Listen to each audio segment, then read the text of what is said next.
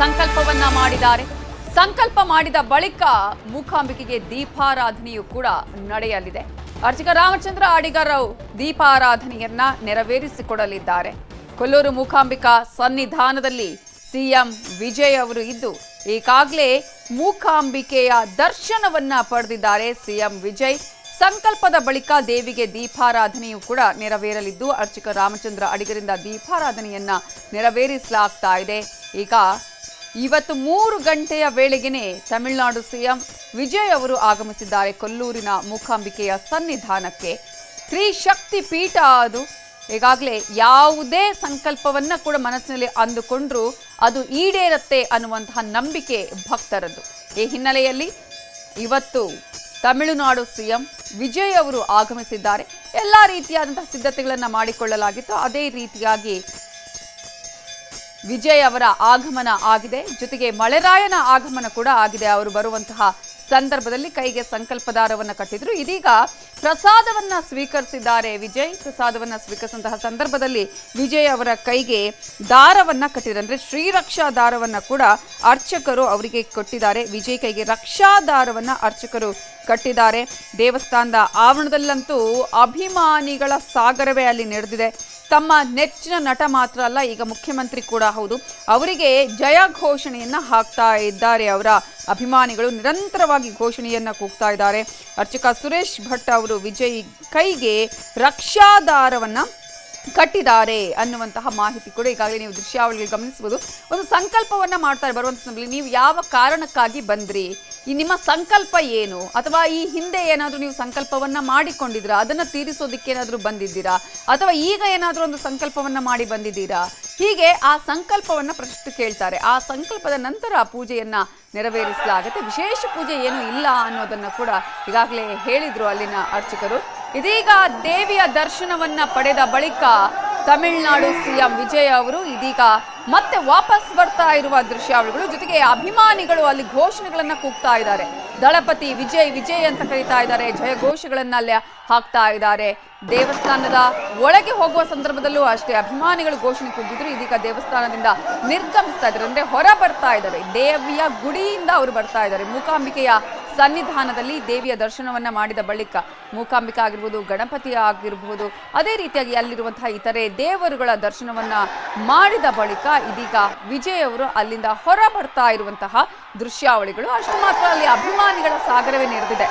ಅವರು ಬರ್ತಾರೆ ಅಂತ ಗೊತ್ತಾದ ತಕ್ಷಣನೇ ಅಭಿಮಾನಿಗಳಲ್ಲಿ ಅವರನ್ನು ನೋಡಬೇಕು ಅಂತ ಬಂದಿದ್ದಾರೆ. ಎಲ್ರಿಗೂ ಕೈ ಮುಗಿದಿದ್ದಾರೆ ವಿಜಯ್ ಅವರು. ಆಗ್ಲೂ ಅಷ್ಟೇ ಅಲ್ಲಿ ಅವರ ಹೆಸರನ್ನು ಕೇಳಿದ ಸಂದರ್ಭದಲ್ಲಿ ಮಾಧ್ಯಮಗಳಿಗೂ ಕೂಡ ಅವರು ಒಂದ್ಸಲ ವಿಶ್ ಮಾಡಿದ್ರು. ಅದೇ ರೀತಿಗೆ ಅವರ ಅಭಿಮಾನಿಗಳು ಕೂಡ ಅಲ್ಲಿ ಅವರಿಗೆ ಜಯಘೋಷಗಳನ್ನ ಹಾಕ್ತಾ ಇದ್ರು. ಅವರಿಗೂ ಕೂಡ ನಮಸ್ಕಾರವನ್ನ ಮಾಡಿದ್ರು.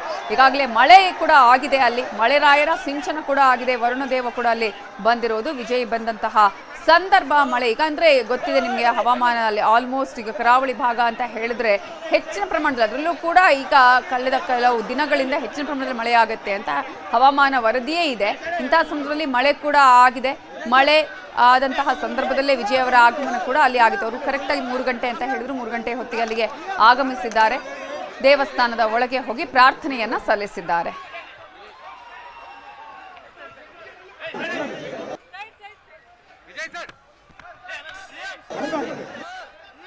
ಇದೇ ವಿಚಾರಕ್ಕೆ ಸಂಬಂಧಪಟ್ಟ ಹಾಗೆ ಇನ್ನಷ್ಟು ಮಾಹಿತಿಯನ್ನ ಕೊಡೋದಕ್ಕೆ ನಮ್ಮ ಜೊತೆ ಇದೀಗ ಆಧ್ಯಾತ್ಮಿಕ ಪಂಡಿತರಾಗಿರುವಂತಹ ಡಾಕ್ಟರ್ ಪ್ರಸನ್ನಾಚಾರ್ಯ ಕಟ್ಟಿ ಅವರು ಫೋನ್ ಸಂಪರ್ಕದಲ್ಲಿ ಜಾಯ್ನ್ ಆಗಿದ್ದಾರೆ. ಪ್ರಸನ್ನಾಚಾರ್ಯ ಕಟ್ಟಿ ಅವರೇ ನಮಸ್ತೆ. ನಮಸ್ತೆ. ಈಗಾಗಲೇ ಮೂಕಾಂಬಿಕೆಯ ಸನ್ನಿಧಾನದಲ್ಲಿ ದೇವಿಗೆ ಪ್ರಾರ್ಥನೆಯನ್ನ ಸಲ್ಲಿಸಿ ಸಂಕಲ್ಪವನ್ನ ಮಾಡಿ ಹೊರ ಬಂದಿದ್ದಾರೆ ತಮಿಳುನಾಡು ಸಿಎಂ ವಿಜಯ್ ಅವರು. ಈಗಾಗಲೇ ನಾವು ತಮಿಳುನಾಡಿನ ಹಿಸ್ಟ್ರಿಯನ್ನ ಗಮನಿಸಿದ್ರೆ MGR ಆಗಿರ್ಬೋದು, ಅವರ ಪತ್ನಿ ಆಗಿರ್ಬೋದು, ಜಯಲಲಿತಾ ಆಗಿರ್ಬೋದು, ಜೊತೆಗೆ ಸಾಕಷ್ಟು ರೀತಿಯಾದಂತಹ ಮಹನೀಯರು ಕೂಡ ಈ ದೇವಿಯ ಸನ್ನಿಧಾನಕ್ಕೆ ಬಂದು ತಮ್ಮ ಇಷ್ಟಾರ್ಥಗಳನ್ನ ಈಡೇರಿಸಿಕೊಂಡಿದ್ದಾರೆ. ಸೊ ವಿಜಯ್ ಅವರ ಈ ಒಂದು ಭೇಟಿಯ ಬಗ್ಗೆ ಹೇಳೋದಾದ್ರೆ, ಜೊತೆಗೆ ಸನ್ನಿಧಾನದ ವಿಶೇಷತೆಯನ್ನ ಹೇಳೋದಾದ್ರೆ, ಮೊದಲನೇದಾಗಿ ನಾವು ಅರ್ಥ ಮಾಡಿಕೊಳ್ಬೇಕಾಗಿರೋದು, ಇದು ಉಡುಪಿ ಜಿಲ್ಲೆಯಲ್ಲಿ ಬರತಕ್ಕಂತಹ ಒಂದು ವಿಶಿಷ್ಟವಾದ ದೇವಸ್ಥಾನ. ಇದಕ್ಕೆ ಒಂದು ಕೊಡಿಶಾದ್ರಿಯ ಪರ್ವತ ಸಾಲುಗಳಲ್ಲಿ ಈ ದೇವಸ್ಥಾನ ಅಂತಕ್ಕಂಥದ್ದು ಬರ್ತಾ ಇದೆ. ಬಂದ್ರೆ ಇಲ್ಲಿ ಏನಾಗ್ತಾ ಇದೆ ಅಂತಂದ್ರೆ, ನಮ್ಮ ರಾಜ್ಯದಲ್ಲಿ ಇದಕ್ಕೆ ಕ್ಷೇತ್ರದ ಹೆಸರು ಬಂದು ಪರಶುರಾಮ ಕ್ಷೇತ್ರ ಅಂತ ಕರೀತಾರೆ. ಅತ್ಯಂತ ವಿಶಿಷ್ಟವಾದ ವಿಶೇಷ ದೈವಿಕ ಶಕ್ತಿಗಳನ್ನು ಹೊಂದುವುದಕ್ಕೆ ಪಡೆಯುವುದಕ್ಕೆ ಇರತಕ್ಕಂತಹ ಒಂದು ಕ್ಷೇತ್ರ ಅಂದ್ರೆ ಅದು ಪರಶುರಾಮ ಕ್ಷೇತ್ರ. ಅಲ್ಲಿ ಎಲ್ಲ ವಿಧವಾದಂತಹ ಅನುಕೂಲತೆಗಳನ್ನ ಸಿದ್ಧಿಗಳನ್ನ ಪಡಿಬಹುದು. ವಿಶೇಷವಾಗಿ ಶತ್ರುಗಳಿಂದ ಪೀಡೆಗಳನ್ನ ನಾವು ನಿವಾರಣೆ ಮಾಡಿಕೊಳ್ಬಹುದು. ಅದರಲ್ಲೂ ಮೂಕಾಂಬಿಕಾ ಅಂತ, ಮೂಕಾಂಬಿಕಾ ಅಂತಂದ್ರೆ ಹೆಸರಿನಲ್ಲೇ ಗೊತ್ತಾಗುತ್ತೆ ಇವತ್ತಿನ ರಾಜಕೀಯ ನಿಲುವುಗಳೆಲ್ಲ ಹೇಗಿದೆ ತಮಿಳುನಾಡಿನಲ್ಲಿ ಅಂದ್ರೆ, ಆ ಪರಿಸ್ಥಿತಿಯಲ್ಲಿ ಯಾರು ಕೂಡ ನಾವು ಡೈರೆಕ್ಟ್ ಆಗಿ ಫೈಟ್ ಮಾಡೋದಿಲ್ಲ. ಎಲ್ಲರೂ ಬ್ಯಾಕ್ ಡೋರ್ ಇಂದ ಹಿಂದ್ಗಡೆಯಿಂದ ಬೆನ್ನ ಹಿಂದೆ ಮಾತುಗಳನ್ನ ಹೊರಗಡೆ ಬಾಹ್ಯವಾಗಿ ಆಡದೇನೆ ಅವರಿಗೆ ವಿರೋಧಗಳನ್ನ ಮಾಡ್ತಕ್ಕಂತಹ ಜನಗಳು ಅತಿ ಹೆಚ್ಚಿಗೆ ಇದ್ದಾರೆ. ಆ ಕಾರಣದಿಂದಾಗಿ ಆ ಮೂಕವಾಗಿ ನಡೀತಕ್ಕಂತಹ ಏನೋ ಒಂದು ಕೃತ್ಯಗಳಿದೆ, ಒಂದು ಬೇರೆ ಸಂಚಗಳಿರ್ತದೆ, ಆ ಎಲ್ಲವನ್ನೂ ಕೂಡ ಆ ದೇವಿ ರಕ್ಷಣೆ ಮಾಡಬೇಕು ಅಂತಕ್ಕಂತಹದ್ದು ಮೊಟ್ಟ ಮೊದಲನೇದಾಗಿ. ಅದಾದ ನಂತರದಲ್ಲಿ ನಡೀತಕ್ಕಂತಹದ್ದು ನಮ್ಮ ಕರ್ನಾಟಕದಲ್ಲೇನೆ ಒಂದು ಅತ್ಯಂತ ಅಭೂತಪೂರ್ವವಾದ ಕ್ಷೇತ್ರ ಅಂದ್ರೆ ಅದು ಮೂಕಾಂಬಿಕಾ ಕ್ಷೇತ್ರ ಅಂತ ನಾವು ಕರಿತೇವೆ. ಕಾರಣ ಏನು ಅಂತಂದ್ರೆ ಅಲ್ಲಿ ಬ್ರಹ್ಮ ವಿಷ್ಣು ಶಿವಾತ್ಮಿಕರಾಗಿ ಮಹಾಕಾಳಿ ಮಹಾಲಕ್ಷ್ಮಿ ಮಹಾಸರಸ್ವತಿ ಸಹಿತರಾಗಿ ಅಲ್ಲಿ ದೇವಿ ಬಂದಂತಹ ಭಕ್ತರಿಗೆ ಶಕ್ತಿ ಆದಿಪೀಠ. ಅದರಲ್ಲಿ ಕೂಡ ಶಂಕರಾಚಾರ್ಯರು, ನಾವಿಲ್ಲಿ ನಮ್ಮ ಕೋಲಾರದಲ್ಲಿ ಕೇಳ್ತೇವೆ ನಾವು, ಕೋಲಾರದಲ್ಲಿ ಏನಾಗುತ್ತೆ ಅಂದ್ರೆ ಕೋಲಾರಮ್ಮ ಅಂತ, ಕೋಲಾಹಲ ಪುರೀಶ್ವರಿ ಅಂತ, ಅಲ್ಲಿಯೂ ಕೂಡ ಒಂದು ಶ್ರೀಚಕ್ರದ ಸ್ಥಾಪನೆಯನ್ನ ಆದಿಶಂಕರಾಚಾರ್ಯರು ಮಾಡಿದ್ದಾರೆ. ಆ ನಿಟ್ಟಿನಲ್ಲಿ ಇಲ್ಲಿಯೂ ಕೂಡ ಈ ಮೂಕಾಂಬಿಕಾ ಕ್ಷೇತ್ರದಲ್ಲಿ ಅತ್ಯಂತ ಉಗ್ರವಾದಂತಹ ರೂಪ ಇದು. ಆ ಮೂಕಾಸುರ ಅಂತ ಅಸುರ ಒಬ್ಬ ದೈತ್ಯ, ಅವನ್ ಏನ್ ಮಾಡ್ತಿರ್ತಾನೆ ಅಂತಂದ್ರೆ ಎಲ್ಲ ಸಜ್ಜನರಿಗೆ ಪೀಡೆ ಕೊಡ್ತಿರ್ತಾನೆ. ಆ ಪೀಡೆ ಕೊಡ್ತಕ್ಕಂತಹ ವ್ಯಕ್ತಿಗೆ ಏನಾಗುತ್ತೆ ಅಂತಂದ್ರೆ ಇವರು ಸಂಹಾರ ಮಾಡಬೇಕು, ಮಾಡಿದಾಗ ಅತ್ಯಂತ ಒಂದು ವಿಕೃತವಾದಂತಹ ಮತ್ತು ಕ್ರೋಧಮಯವಾದಂತಹ ಮಹಾಕಾಳಿಯ ರೂಪವನ್ನು ತೆಗೆದುಕೊಂಡಾಗ ಅದು ಶಾಂತವಾಗಲಿ, ಬಂದ ಭಕ್ತರಿಗೂ ಕೂಡ ಮುಂದೆ ಆ ದೇವಿಯ ದರ್ಶನ ಆಗಲಿ ಮತ್ತು ದೇವಿ ವರವನ್ನ ಕೊಡೋ ಪ್ರಸಂಗಕ್ಕೆ ಬರಬೇಕು. ಸಂಹಾರದ ಸ್ಥಿತಿ ಬೇರೆ, ವರವನ್ನ ಕೊಡ್ತಕ್ಕಂತಹ ಸ್ಥಿತಿ ಸಂಪೂರ್ಣ ಬೇರೆ. ವರವನ್ನ ಕೊಡುವಾಗ ಹಸನ್ಮುಖಿಯಾಗಿ ಇರಬೇಕು. ಬಂದಂತಹ ಭಕ್ತರು ಬಾಲಕರು ಎಲ್ಲರೂ ಕೂಡ ಆ ತಾಯಿಯ ಮಕ್ಕಳು. ನಾವು ಅವಳಿಗೆ ತಾಯಿಯಲ್ಲಿ ಮಕ್ಕಳು ಹೋದಾಗ ಒಂದು ವಿನೋದ, ಆಹ್ಲಾದ, ಪ್ರಫುಲ್ಲತೆ ಇತ್ಯಾದಿಗಳೆಲ್ಲವೂ ಬೇಕು. ಆ ನಿಟ್ಟಿನಲ್ಲಿ ಅವರು ಪ್ರಾರ್ಥನೆಯನ್ನ ಮಾಡಿಕೊಂಡಾಗ ಆದಿಶಂಕರಾಚಾರ್ಯರು ಅಲ್ಲಿ ಪ್ರಾರ್ಥನೆಯನ್ನ ಮಾಡಿ ಒಂದು ಶ್ರೀಚಕ್ರವನ್ನ ಸ್ಥಾಪನೆ ಮಾಡಿದ ನಂತರದಲ್ಲಿ ಅವಳ ದೇವಿಯ ಕೋಲಾಹಲ ವರ್ಚಸ್ಸು ಇತ್ಯಾದಿಗಳೆಲ್ಲ ಕಮ್ಮಿ ಮಾಡಿ ಅತ್ಯಂತ ಪ್ರಸನ್ನಾಭಿಮುಖಳಾಗಿ ಕುಳಿತುಕೊಳ್ತಾಳೆ ದೇವಿ. ಅಲ್ಲಿ ಈ ಯಾವ ನಮ್ಮ ಮೂಕಾಂಬಿಕಾ ದೇವಿಯ ಒಂದು ಪ್ರಸಂಗ ಹೇಗಿದೆ ಅಂದ್ರೆ, ಒಂದು ಶಿವಲಿಂಗ ಇದೆ. ಆ ಶಿವಲಿಂಗಕ್ಕೆ ಇರತಕ್ಕಂತ ವಿಶಿಷ್ಟತೆ ಏನು ಅಂದ್ರೆ, ಆ ಶಿವಲಿಂಗದ ಮೇಲೆ ಒಂದು ಬಂಗಾರ ಸುವರ್ಣದ ಗೆರೆ ಅಂತಕ್ಕಂಥದ್ದು ಹೋಗಿದೆ. ಆ ಸುವರ್ಣದ ಗೆರೆ ಇರತಕ್ಕಂಥದ್ರಿಂದ ಅಲ್ಲಿ ಬರ್ತಕ್ಕಂತಹ ಪ್ರತಿಯೊಬ್ಬ ಭಕ್ತರಿಗೂ ಕೂಡ ಶಿವನು ವಿಶೇಷವಾಗಿ ಆಶೀರ್ವಾದ ಮಾಡುವುದಲ್ಲದೇನೆ, ಒಂದು ಸುವರ್ಣ ಅವಕಾಶಗಳನ್ನ ಕಲ್ಪಿಸಿಕೊಡುವುದಲ್ಲದೇನೆ, ಆ ಶಿವನ ಬಲಭಾಗದಲ್ಲಿ ಏನಾಗ್ತಾ ಇದೆ ಅಂದ್ರೆ ಬ್ರಹ್ಮ ಮತ್ತು ವಿಷ್ಣು ಇರ್ತಾ ಇದ್ದಾರೆ. ಆ ಶಿವನ ಎಡಭಾಗದಲ್ಲಿ ಏನೇ ಈ ಮಹಾಲಕ್ಷ್ಮಿ ಮೂಕಾಂಬಿಕಾ ರೂಪದಿಂದ ಮಹಾಕಾಳಿ ಮಹಾಲಕ್ಷ್ಮಿ ಮಹಾಸರಸ್ವತಿ ಅಂತ ಇಲ್ಲಿ ಬರ್ತಕ್ಕಂಥವರಿಗೆ ಭಯ ನಿವಾರಣೆ ಆಗ್ತದೆ, ವಿಶಿಷ್ಟವಾದ ಸ್ಥಾನಮಾನ ಕೀರ್ತಿ ಗೌರವ ಲಭಿಸ್ತದೆ. ಲಭಿಸಿರ್ತಕ್ಕಂತಹದ್ದು ಸ್ಥಿರವಾಗ್ತದೆ, ಅಂದ್ರೆ ಗಟ್ಟಿ ಆಗ್ತಕ್ಕಂಥದ್ದು, ಪರ್ಮನೆಂಟ್ ಆಗ್ತಕ್ಕಂಥದ್ದು ಅನ್ನೋದು ಬಹಳ ಮುಖ್ಯವಾದಂತಹ ವಿಷಯ. ಆ ಕಾರಣದಿಂದಾಗಿ ಇವರೇನು ಇವಾಗ ಅಧಿಕಾರವನ್ನು ಸ್ವೀಕಾರ ಮಾಡಿದ್ದಾರೆ, ತಮಿಳುನಾಡಿನ ಮುಖ್ಯಮಂತ್ರಿಗಳಾದಂತಹ ವಿಜಯ್ ಅವರು, ಅವರಿಗೆ ದೀರ್ಘಾವಧಿಯ ಒಂದು ಸಂಪೂರ್ಣ ಈ ಸಾರಿ ಚುನಾಯಿತರಾದಾಗ ಆ ಚುನಾಯಿತರಾದ ಪ್ರಸಂಗದಲ್ಲಿ ಸಿಗತಕ್ಕಂತಹ ಒಂದು 5 ವರ್ಷದ ಒಂದು ಅವಕಾಶ ಅಂತ ಏನು ಉಂಟು ಅದು ಸರಿಯಾಗಿ ಸಿಗಲಿ. ನಮ್ಮ ಹಿಂದಿನ ಯಾರು ಏನೇ ದುಷ್ಟ ಕೃತ್ಯಗಳನ್ನ ಮಾಡಿದ್ರೆ ಸರ್ಕಾರಕ್ಕೆ ಮತ್ತು ಇವ್ರು ಮಾಡ್ತಕ್ಕಂತಹ ಸೇವೆಗೆ ಯಾವುದೇ ಅಡಚಣೆಗಳು ಬರದೇ ಇರಲಿ.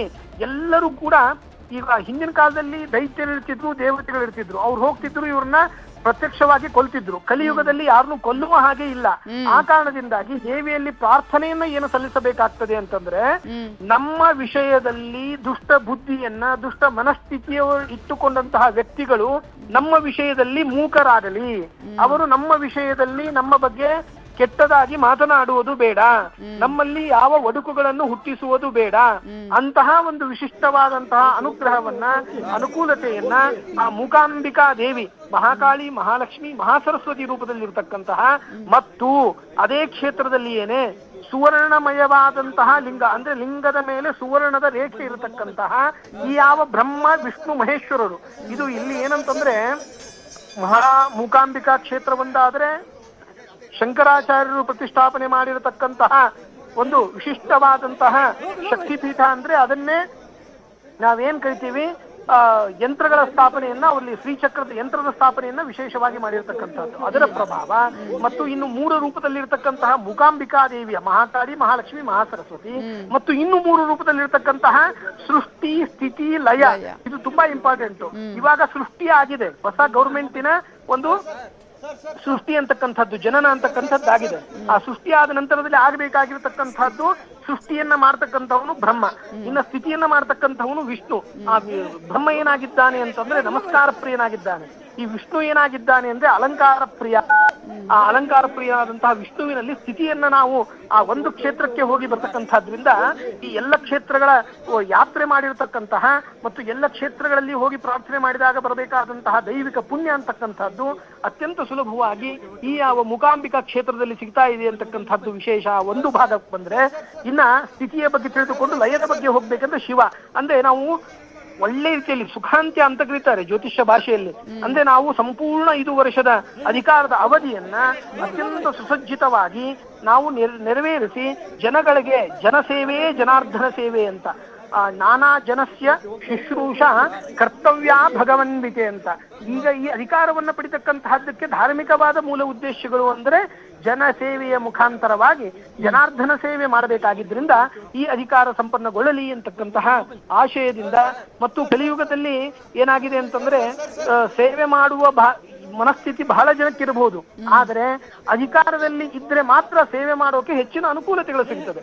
ಹಾಗಾಗಿ ಈಗ ಅಧಿಕಾರ ಸಿಕ್ಕಿದೆ, ಅಧಿಕಾರ ಮತ್ತು ಜನರ ಸೇವೆ ಮಾಡೋದಕ್ಕೆ ಒಂದು ವಿಶೇಷ ಸುವರ್ಣ ಅವಕಾಶವನ್ನ ಕೇಳುವುದಕ್ಕಾಗಿ ಮೂಕ ವಿಸ್ಮಿತರಾಗಿ ಅವರು ಎಲ್ಲೇ ನೀವು ಮಾತಾಡ್ತಿದ್ರು ಕೂಡ ಹೆಚ್ಚಿಗೆ ಎಲ್ಲೂ ರಿಪ್ಲೈ ಮಾಡಲ್ಲ ನಿಮ್ಗೆ ಅವ್ರು ಇವಾಗ ಬಂದಾಗ.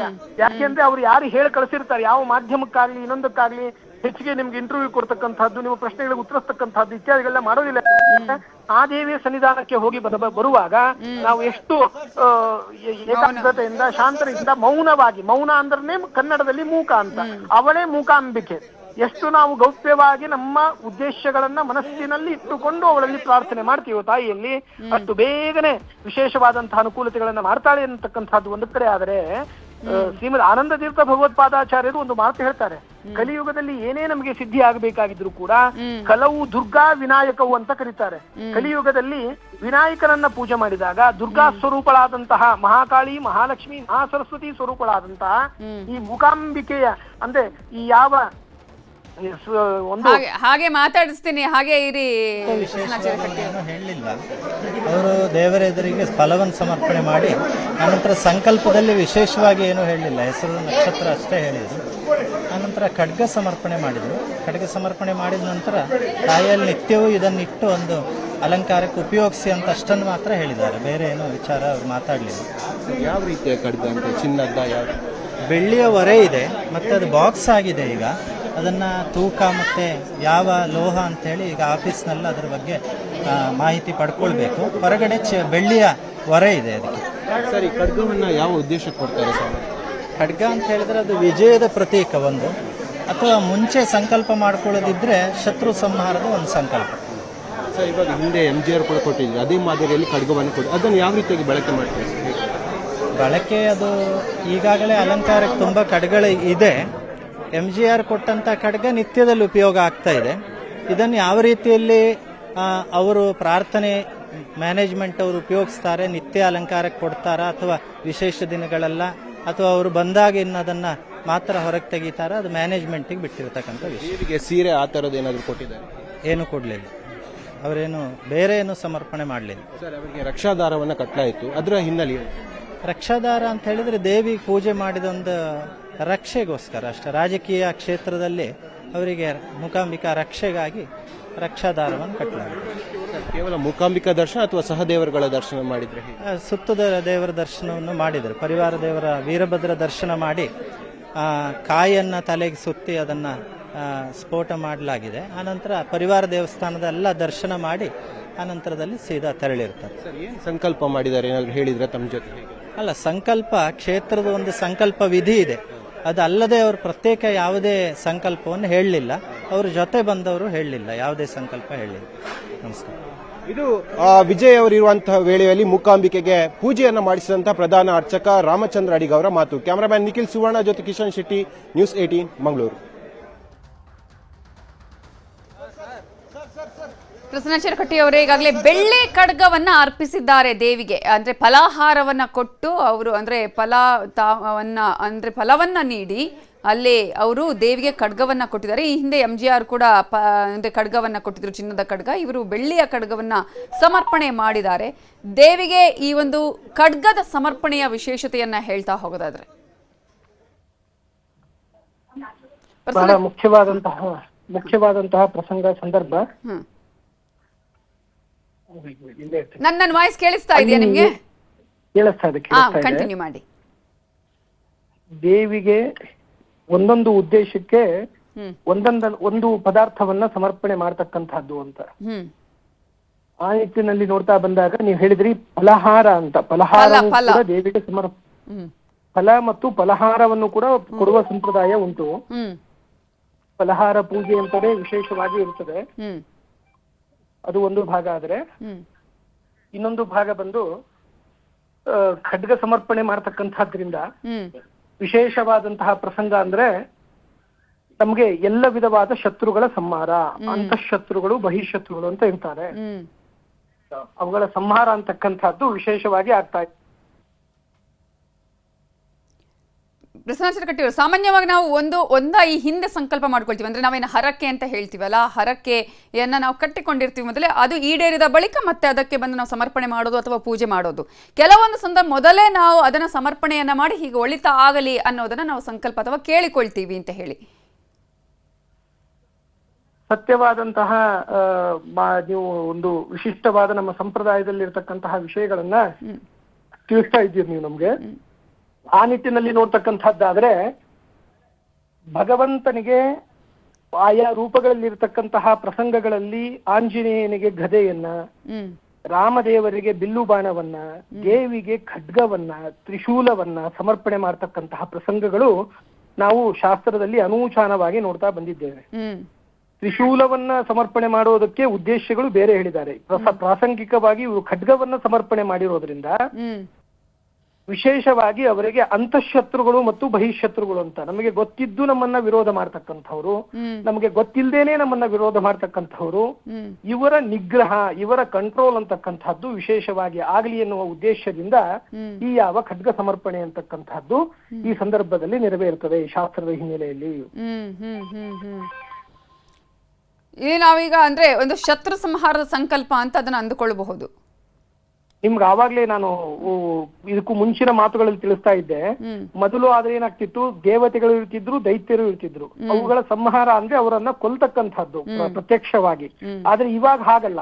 ಅವರ ಮನಸ್ಸಿನಲ್ಲಿ ನಮ್ಮ ಬಗ್ಗೆ ಇರತಕ್ಕಂತಹ ಶತ್ರುತ್ವದ ಭಾವನೆಗಳೆಲ್ಲವೂ ಕೂಡ ಸ್ಥಗಿತವಾಗಲಿ ಅಂತ ಸ್ತಂಭನಗಳು ಅಂತ ಕರಿತೀವಿ ನಾವು ವಿಶೇಷವಾಗಿ. ಸ್ತಂಭನಗಳು ಅಂದ್ರೆ ವಾಕ್ ಸ್ತಂಭನ, ದೃಷ್ಟಿ ಸ್ತಂಭನ ಇತ್ಯಾದಿಗಳೆಲ್ಲ ಸ್ತಂಭನಗಳು ಬರ್ತದೆ. ಅವರು ಈ ಅಧಿಕಾರದಲ್ಲಿ ಇದ್ದಾಗ ಅವ್ರ ಬಗ್ಗೆ ಬೇಕಾದಷ್ಟು ಕುತಂತ್ರಗಳನ್ನ ಮಾಡಿ, ಬೇಕಾದ ಸುಸಜ್ಜಿತವಾದಂತಹ ಪ್ರೀ ಪ್ಲಾನ್ಡ್ ಕೆಲವೊಂದಿಷ್ಟು ಕೃತ್ಯಗಳನ್ನ ಎಸಗಬೇಕು ಅಂತ ಇಟ್ಟುಕೊಂಡಾಗ ಈ ದೇವಿಗೆ ಬಂದು ಖಡ್ಗವನ್ನ ಸಮರ್ಪಣೆ ಮಾಡಿ ತದನಂತರದಲ್ಲಿ ಅವರು ಅಧಿಕಾರ ಮುಂದುವರಿಸುವ ಸಂದರ್ಭದಲ್ಲಿ ಅವರ ಶತ್ರುಗಳೆಲ್ಲರೂ ಕೂಡ ಮೂಕ ವಿಸ್ಮಿತರಾಗಿ, ಸ್ತಬ್ಧರಾಗಿ, ಇವರ ವಿಷಯದಲ್ಲಿ, ಇವರ ಶತ್ರುತ್ವದ ವಿಷಯದಲ್ಲಿ ಅವ್ರ ಬಾಯಿಂದ ಇವ್ರ ಬಗ್ಗೆ ಬಂದ್ರೆ ಒಳ್ಳೆ ಮಾತುಗಳೇ ಬರಬೇಕೇ ಹೊರತು ಕೆಟ್ಟು ಮಾತುಗಳು ಟೋಟಲಿ ಬರದೇ ಇರೋ ತರ ಆ ದೇವಿ ರಕ್ಷಣೆ ಮಾಡ್ತಾಳೆ ಅಂತಕ್ಕಂಥದ್ದು ಒಂದು ಶಾಸ್ತ್ರದ ತಳಹದಿಯಲ್ಲಿ ನಾವು ಅರ್ಥ ಮಾಡ್ಕೊಳ್ಬಹುದು. ಪ್ರಸನ್ನ ಚಿರಕಟ್ಟಿ, ಕೊನೆ ಪ್ರಶ್ನೆ. ಈಗ ಸಾಮಾನ್ಯವಾಗಿ ಈಗ ಅಲ್ಲಿ ಅರ್ಚಕರೇ ಅಂದ್ರೆ ಯಾರು ಅವರಿಗೆ ಪೂಜೆ ಮಾಡಿಸಿದ್ರು, ಸಂಕಲ್ಪ ಮಾಡಿಸಿದ್ರು, ಅವರೇ ನಮ್ಮ ಹತ್ರ ಮಾತನಾಡುವಂತ ಸಂದರ್ಭದಲ್ಲಿ ಹೇಳಿದ್ರು ನಮ್ಮ ರಿಪೋರ್ಟ್ ಹತ್ರ, ಅವರು ಬಾಯಿ ಬಿಟ್ಟು ಏನು ಹೇಳಲಿಲ್ಲ ಅಂತ ಹೇಳಿ. ಅಂದ್ರೆ ಈಗ ಖಡ್ಗವನ್ನ ಕೊಡುವ ಸಂದರ್ಭದಲ್ಲಿ ಕೆಲವೊಂದ್ಸಲ ನಾವು ಮನಸ್ಸಿನಲ್ಲೇ ಸಂಕಲ್ಪ ಮಾಡಿಕೊಂಡ್ರು ಕೂಡ ಅದು ಸಾಕಾಗತ್ತಲ್ವಾ ಅಂತ. 100% ಇದನ್ನೇ ನಾನು ಮುಂಚೆ ಮಾತನಾಡುವಾಗ ಹೇಳ್ತಾ ಇದ್ದೆ. ದೇವಿ ಹತ್ರ ಹೋಗುವಾಗ ಅವ್ರಲ್ಲಿ ಏನೂ ರಿಪ್ಲೈ ಮಾಡಲ್ಲ, ಮಾಧ್ಯಮದವರೊಂದಿಗೂ ಮಾತಾಡಲ್ಲ, ಯಾರ ಜೊತೆನೂ ಮಾತಾಡಲ್ಲ ಅಂತ ನಾನು ನಿಮ್ಗೆ ಹೇಳಿದ್ವಿ ಮೊದಲೇ. ಯಾರ ಹತ್ರನೂ ಅವರ ಮನಸ್ಸಿನಲ್ಲಿ ಇರತಕ್ಕಂಥದ್ದು ಅಂದ್ರೆ ಇದು ಹೇಗಿರಬೇಕು ಅಂತಂದ್ರೆ ಭಕ್ತ ಮತ್ತು ಮಾತೆ ಸ್ವರೂಪದಲ್ಲಿ ಇರತಕ್ಕಂತಹ ದೇವತೆ ಅವರ ಇಬ್ಬರಿಗೆ ಸಂಬಂಧಪಟ್ಟಂತಹ ವಿಷಯವಾದ್ದರಿಂದ ಇದು ಭಕ್ತರು ಮಾಡುವ ಪ್ರಾರ್ಥನೆಗಳನ್ನ ಯಾವುದೇ ಭಾಷೆಯಲ್ಲಿ ನಾವು ಮಾಡಲಿ, ನಮ್ಮ ಆಡು ಭಾಷೆ ಯಾವುದಾದ್ರೂ ಆಗಿರಲಿ, ನಾವು ಯಾವುದೇ ಉದ್ದೇಶದಿಂದ ಮಾಡಿಕೊಂಡಿರಲಿ, ಅಂದ್ರೆ ಸಾತ್ವಿಕವಾದ ಶಾಸ್ತ್ರೀಯ ಸನ್ಮನೋಭಿಷ್ಟಗಳು ಅಂತ ಕರೀತಾರೆ, ಆ ನಿಟ್ಟಿನಲ್ಲಿ ನೆರವೇರತಕ್ಕಂತಹ ಸಂಕಲ್ಪಗಳನ್ನ ಮನಸ್ಸಿನಲ್ಲಿ ಮಾಡಿಕೊಂಡ್ರೆ ಸಾಕು. ಅದರಲ್ಲೂ ವಿಶೇಷವಾಗಿ ಈ ಕಲ್ಲೂರು ಕ್ಷೇತ್ರದ ಮೂಕಾಂಬಿಕಾ ದೇವಸ್ಥಾನಕ್ಕೆ ನಾವು ಬಂದಾಗ ಅಲ್ಲಿ ನಾವು ಎಷ್ಟು ಮೌನವಾಗಿ ಬಂದು ನಾವು ಮಾಡುವಂತಹ ಪ್ರಾರ್ಥನೆ, ಎಷ್ಟು ವಿಧೇಯರಾಗಿ ಬಂದು ಮಾಡುವ ಪ್ರಾರ್ಥನೆಗಳು ಹೆಚ್ಚಿಗೆ ಫಲಿಸ್ತದೆ ಎಂಬುದಾಗಿ ಒಂದು ಪ್ರಾಚೀನ ಕ್ರಮ ಉಂಟು. ಆ ನಿಟ್ಟಿನಲ್ಲಿ ಅವರು ಅವರ ಸಂಕಲ್ಪಗಳನ್ನ ಓಪನ್ ಮಾಡಿ ಶಬ್ದಗಳ ರೂಪದಲ್ಲಿ, ಧ್ವನಿಯ ರೂಪದಲ್ಲಿ ಅರ್ಚಕರ ಮುಂದೆ ಇರಬಹುದು ಮತ್ತು ಬೇರೆ ಯಾವುದೇ ವ್ಯಕ್ತಿಯ ಮುಂದೆ ಇರಬಹುದು ಹೇಳದೇನೆ ಮತ್ತಃ ತ್ವಂ ಉತ್ಕೃಷ್ಟಃ ತ್ವತ್ತಃ ಅಹಂ ಅಪಕೃಷ್ಟಃ ಎನ್ನುವ ಒಂದು ವಿಶಿಷ್ಟವಾದ ಶಾಸ್ತ್ರೀಯ ತಳಹದಿಯಲ್ಲಿ ನೀನು ಜಗನ್ಮಾತೆ, ನನ್ನ ಮನೋಭಿಷ್ಟಗಳು ಏನು ಅಂತ ನಿನ್ನಲ್ಲಿ ಪ್ರಾರ್ಥನೆ ಮಾಡಿ ಆಗಿದೆ, ಅವುಗಳನ್ನ ನೆರವೇರಿಸಿಕೊಡು ಎಂಬುದಾಗಿ ಮನಸ್ಸಿನಲ್ಲಿಯೇ ಮೂಕ ವಿಸ್ಮಿತರಾಗಿ ಮಾಡತಕ್ಕಂತಹ ಪ್ರಾರ್ಥನೆಗಳು ಅತ್ಯಂತ ಬೇಗ ಫಲಿಸಲಿದೆ. ಓಕೆ, ಧನ್ಯವಾದಗಳು ಡಾಕ್ಟರ್ ಪ್ರಸನ್ನಾಚಾರ್ಯ ಕಟ್ಟಿ ಅವರು ನ್ಯೂಸ್ 18 ಜೊತೆ ಮಾತನಾಡಿದ್ದಕ್ಕಾಗಿ.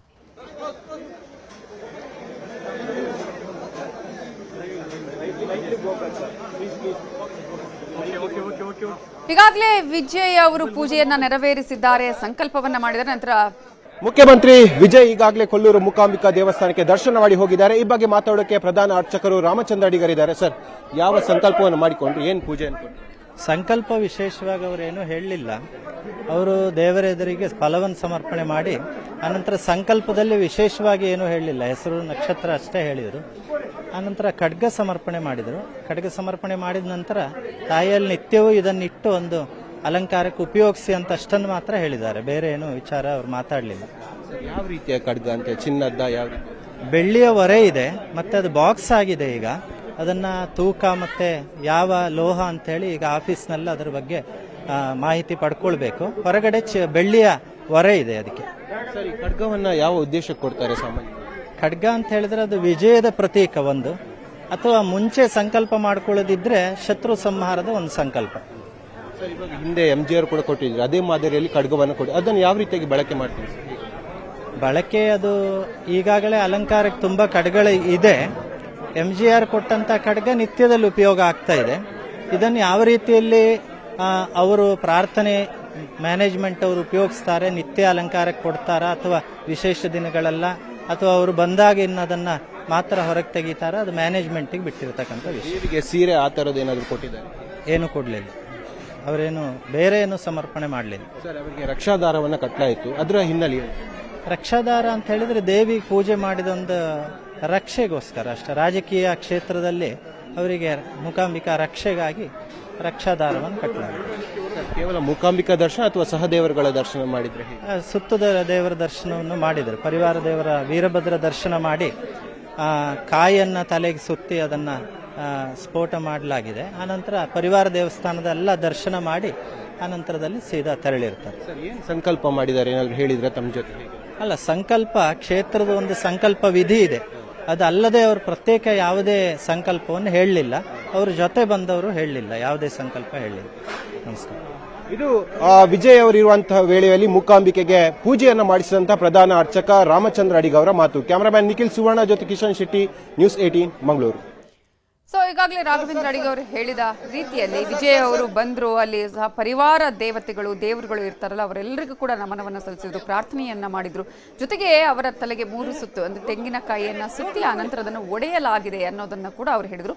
ಅಷ್ಟು ಮಾತ್ರ ಅಲ್ಲ, ಬಂದಂತ ಸಂದರ್ಭದಲ್ಲಿ ಸಾಮಾನ್ಯವಾಗಿ ದೇವಸ್ಥಾನದಲ್ಲಿ ಒಂದು ಸಂಕಲ್ಪ ಏನು ಮಾಡಿಸ್ತಾರೆ ಅದೇ ರೀತಿಯ ಸಂಕಲ್ಪವನ್ನ ಮಾಡಿದ್ರು. ಆದ್ರೆ ವಿಶೇಷವಾದಂತಹ ಸಂಕಲ್ಪ ಅಥವಾ ನಾನು ಈ ರೀತಿಯಾಗಿ ಇದಕ್ಕೆ ಒಂದು ಹರಕೆ ಅಥವಾ ನಾನು ಈ ಹಿಂದೆ ಇದನ್ನ ಕೇಳಿಕೊಂಡಿದ್ದೆ ಅಥವಾ ನನಗೆ ಮುಂದೆ ಇದು ಆಗಬೇಕು, ಈ ತರದ ಯಾವುದೇ ರೀತಿಯ ಸಂಕಲ್ಪವನ್ನ ಹೇಳಿಲ್ಲ. ಅದನ್ನ ಈಗಾಗಲೇ ನಮ್ಮ ಆಧ್ಯಾತ್ಮಿಕ ಪಂಡಿತರು ಹೇಳ್ತಾ ಇದ್ರು. ಅದನ್ನ ನಾವು ಬಾಯಿ ಬಿಟ್ಟು ಹೇಳಬೇಕಾಗಿಲ್ಲ, ಮನಸ್ಸಿನಿಂದ ಭಕ್ತಿಯಿಂದ ನಾವು ಅದನ್ನ ಪ್ರಾರ್ಥಿಸಿದ್ರೆ ಮುಂದಿನ ದಿನಗಳಲ್ಲಿ ಹೀಗಾಗಬೇಕು ಅಂತ ಹೇಳಿದ್ರೆ ಅದು ದೇವಿಗೆ ಮತ್ತು ಅಥವಾ ತಾಯಿಗೆ ಮತ್ತು ಮಗನಿಗೆ ಇರುವ ರೀತಿಯಾದಂತಹ ಸಂಬಂಧ ಅಥವಾ ಭಕ್ತನಿಗೆ ಮತ್ತು ದೇವರಿಗೆ ಇರುವಂತಹ ಸಂಬಂಧ ಆಗುತ್ತೆ. ಹಾಗಾಗಿ ಅದನ್ನ ಮನಸ್ಸಿನಿಂದ ಭಕ್ತಿಯಿಂದ ಪ್ರಾರ್ಥಿಸಿದ್ರು ಕೂಡ ಸಾಕಾಗತ್ತೆ ಅನ್ನುವಂತಹ ವಿಚಾರ. ಅದೇ ರೀತಿಯಾಗಿ ವಿಜಯ್ ಅವರು ಇವತ್ತು ದೇವಿಯ ಸನ್ನಿಧಾನಕ್ಕೆ ಬಂದು ಅಲ್ಲಿ ಭಕ್ತಿಯಿಂದ ಖಡ್ಗವನ್ನ ಸಮರ್ಪಣೆ ಮಾಡಿದ್ದಾರೆ. ಅದು ಬೆಳ್ಳಿಯ ಖಡ್ಗವನ್ನ ಅವರು ಸಮರ್ಪಣೆ ಮಾಡಿದ್ದಾರೆ. ಪ್ರತಿನಿತ್ಯ ಇದನ್ನ ಅಲಂಕಾರಕ್ಕೆ ಬಳಸಿ ಅನ್ನೋದನ್ನ ಕೂಡ ಹೇಳಿದ್ದಾರೆ.